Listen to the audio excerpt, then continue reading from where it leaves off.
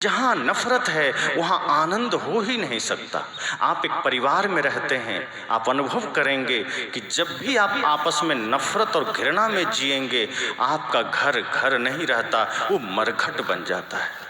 अगर आप चार परिवार एक साथ रहते हैं और आप चाहते हैं स्वर्ग का आनंद मिले, आप नफरत को छोड़ दीजिए, घृणा को छोड़ दीजिए, एक बार अपने अपने अहंकार को छोड़ करके एक दूसरे के प्रति पूर्ण समर्पण के भाव से जीने की कोशिश करिए। वही घर जो कल तक आपको मरघट लगता था, आपको स्वर्ग मालूम पड़ने लगेगा कि यही पिता जो कल तक काल नजर आते थे, लगेगा यही तो जगत पिता महादेव हैं।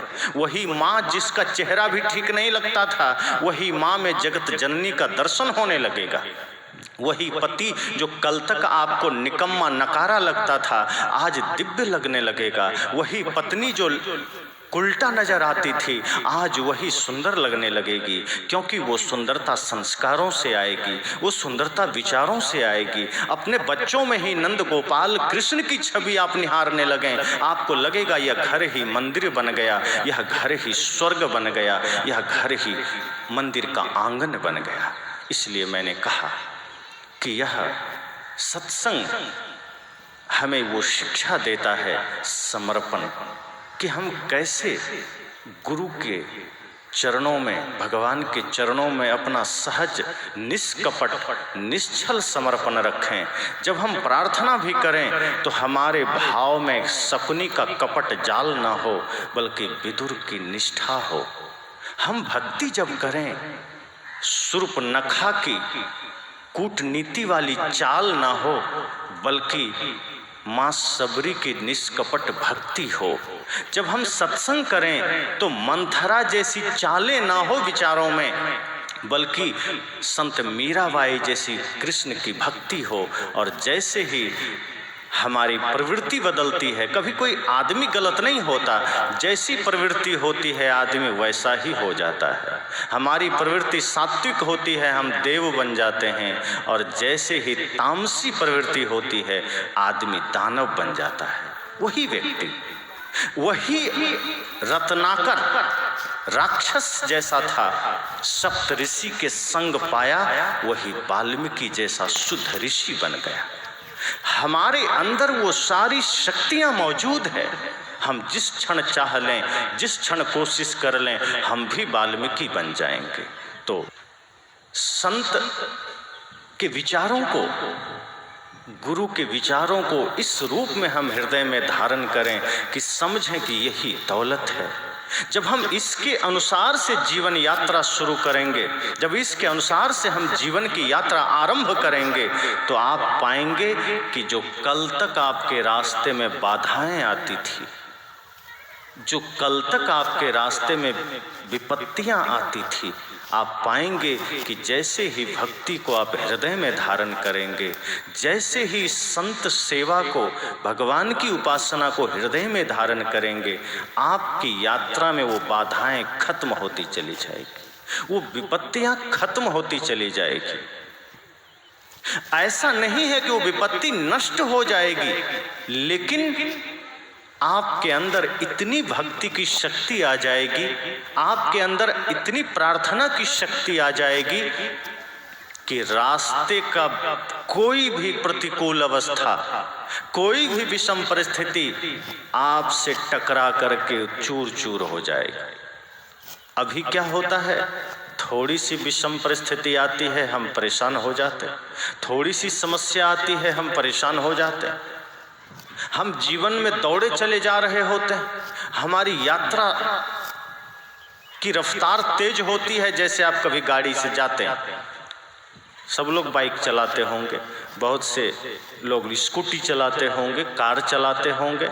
जब आप रोड में चलते हैं, आप कभी अनुभव करेंगे, जब आप चल रहे हैं, मान लीजिए 50-60 की स्पीड में चल रहे हैं, या कार में आप 80-100 की स्पीड में चल रहे हैं, और अचानक सड़क में ठोकर आ जाए, ब्रेकर जिसको बोलते हैं, ठोकर, आप क्या करते हैं?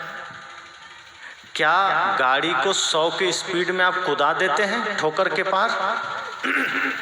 किसी ने ऐसा किया है? गलती से हो जाए आपको ब्रेकर न दिखे, कभी गलती से आप पार कर गए होंगे, लेकिन अगर नज़र पड़ गई कि रास्ते में एक ठोकर आ गई है, आप तुरंत सबसे पहले ब्रेक पर पैर डालते हैं, ब्रेक दबाते हैं।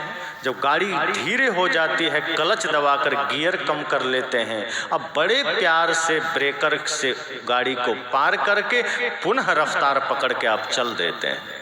ऐसा कोई नहीं करता होगा, क्या करें ब्रेकर आ गया, कैसे जाएं आगे, कोई करता है ऐसा? अब हम उस पार नहीं जाएंगे, वहीं से लौट जाएंगे। आप तरकीब निकालते हैं कि कोई बात नहीं, ब्रेकर आ गया, ठोकर आ गई, गाड़ी धीरे कर लेंगे, धीरे से पार कर लेंगे। जीवन में कभी विपत्तियों का ब्रेकर आ जाए, जीवन में कभी समस्याओं की ठोकर आ जाए और हमारी रफ्तार तेज हो, तो तेज रफ्तार में आप पार मत कर जाना, वरना विनाश हो जाएगा। और लौट भी मत जाइए कि क्या करें, अब तो जीवन का दिया ही खत्म हो गया, क्या करें, जीवन का रफ्तार ही कम हो गया, अब क्या करें, अब क्या करें। आदमी परेशान हो जाता है।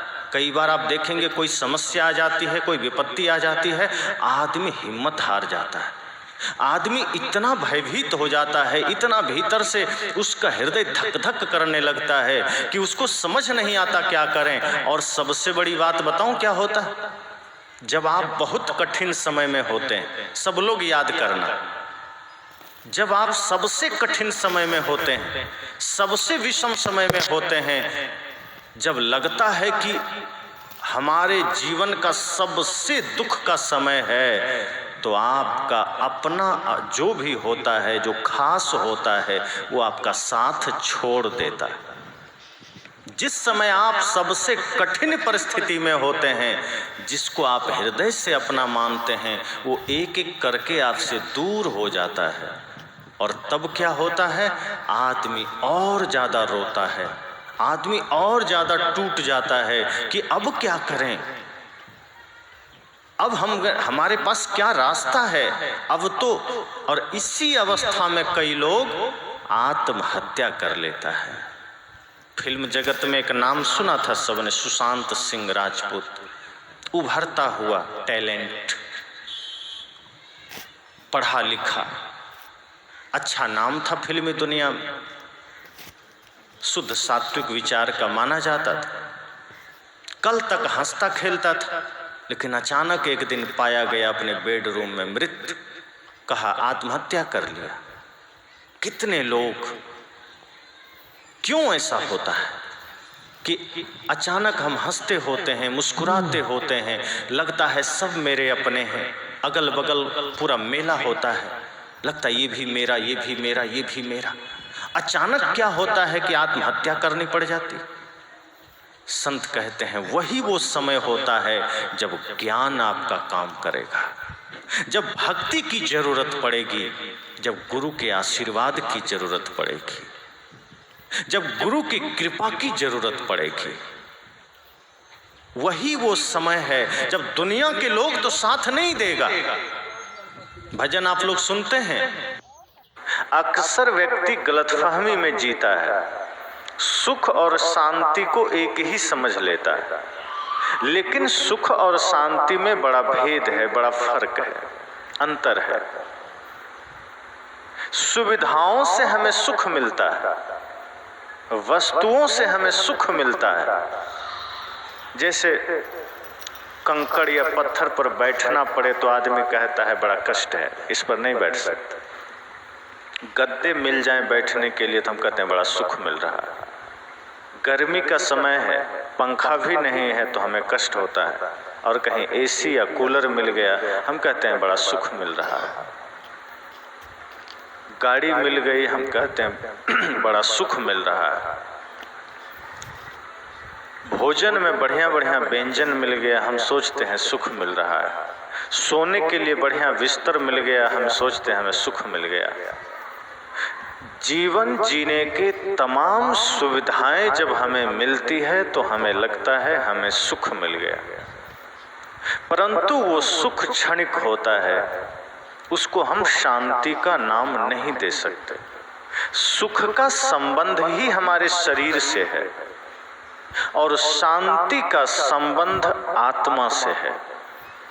सुख का संबंध शरीर से है, शांति का संबंध आत्मा से है। शांति सांसारिक वस्तुओं से नहीं मिलती। शांति संसार के वस्तुओं के प्रति लगाव से नहीं मिलती, बल्कि शांति तब मिलती है जब सांसारिक वस्तुओं से हम लगाव हटा लेते हैं।